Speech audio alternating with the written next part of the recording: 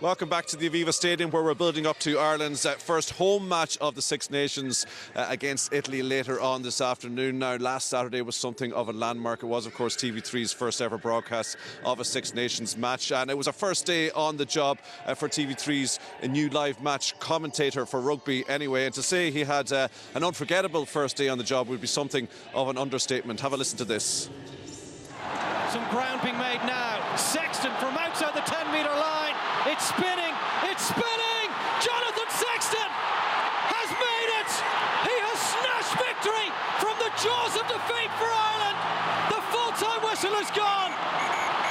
And Ireland have beaten the French by 2 points after an incredible finish at the Stade de France. Unbelievable from Johnny Sexton. What a moment. All the Irish players are charging down the French are in despair. Incredible stuff. Yes, the voice of Dave Mcintyre there commentating on that unforgettable moment, Johnny Sexton's drop goal. And Dave joins me now here. You have to fight over the tannoy speaker here this morning, Dave, so hope you don't wear out your vocal cords. But what a moment that was. It was a bit of a dream first match in terms of Six Nations for you, wasn't it? Yeah, we wondered when maybe we might get our first iconic moment once the coverage on TV3 started. Well, we didn't have to wait very long, because that is the kind of thing that I'll certainly replay in my mind for years. You would imagine Sexton will be, I think, of all the incredible moments he's had in his career, that is probably the pinnacle of them all. And to be in the commentary box when it happened was special, incredibly special.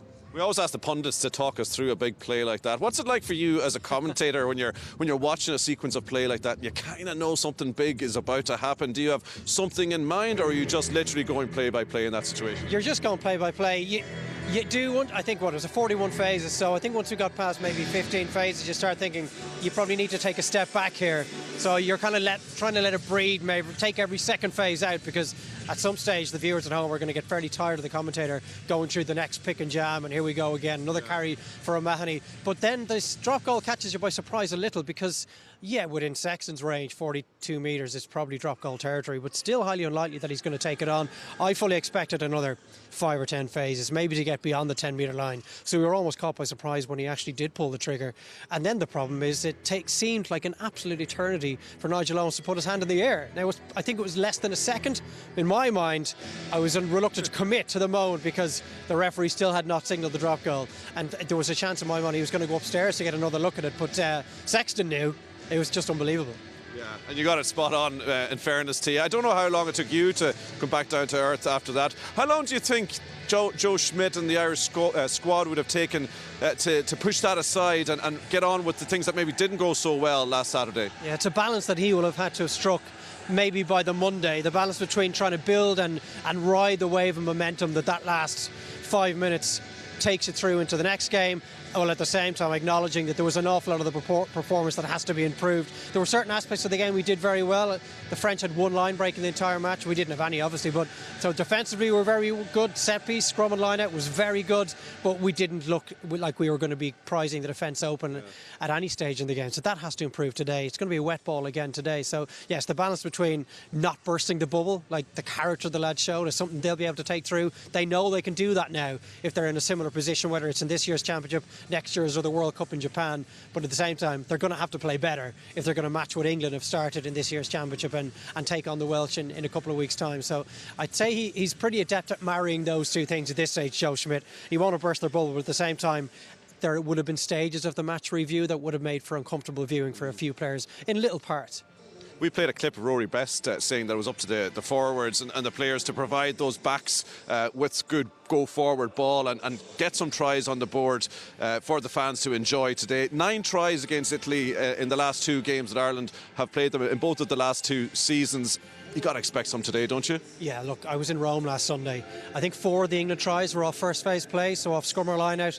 And the Italian midfield, the 2 Tomasas in midfield, Boni and Costello, they're pretty vulnerable.